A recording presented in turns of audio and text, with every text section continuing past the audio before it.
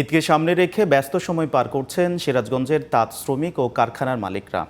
নানা রঙে ও নকশা তৈরি হচ্ছে বাহারি রঙের শাড়ি, লুঙ্গি ও গামছা। এবারের ঈদ বাজারে ভারতীয় শাড়ির পরিমাণ কম থাকায় দেশীয় শাড়ির চাহিদা বেড়েছে বলে জানিয়েছে তাঁত মালিকরা। তবে শ্রমিক সংকটে ব্যাহত হচ্ছে উৎপাদন। সিরাজগঞ্জ প্রতিনিধি আমিনুল ইসলামের রিপোর্ট, জানাচ্ছেন মাহিমা হোসেন। তাঁত সমৃদ্ধ জেলা হিসেবে পরিচিত সিরাজগঞ্জ জেলায় সদর, বেলকুচি, এনায়েতপুর, শাহজাদপুর, উল্লাপাড়া ও চৌহালি উপজেলায় পাওয়ার লুম ও হ্যান্ডলুম রয়েছে অন্তত ৫ লাখ তাঁত কারখানা। এখানকার উৎপাদিত শাড়ি, লুঙ্গি ও গামছার কদর রয়েছে দেশ জুড়ে।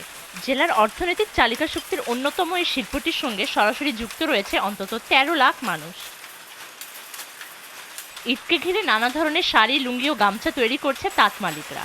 সেই সাথে এখানকার তৈরি জামদানি, তন্দু জামদানি, সুতি জামদানি, গ্যাস জামদানি, সিল্ক জামদানি সহ প্রিন্ট ও সিল্ক শাড়ির চাহিদা রয়েছে বাজারে। এবারের ঈদ বাজারে ভারতীয় শাড়ি কম থাকায় দেশীয় শাড়ির চাহিদার সাথে সাথে বেড়েছে উৎপাদনও।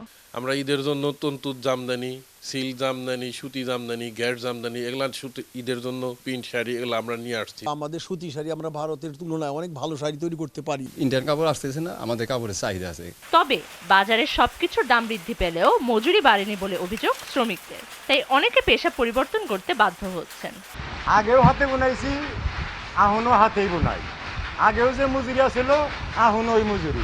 একটা কাপড়ের মজুরি কমের কারণে আমাদের মালিক বেচা কিনে দেখে আমাদের আজরে দিতে পারে না। রং ও সুতা সহ তাঁত উপকরণের বাজার নিয়ন্ত্রণ করার জন্য বস্ত্র মন্ত্রণালয়ে সুপারিশ করা হবে বলে জানান chamber of commerce.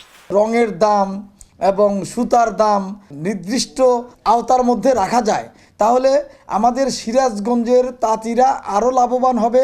Mahima Hossain, GTV news.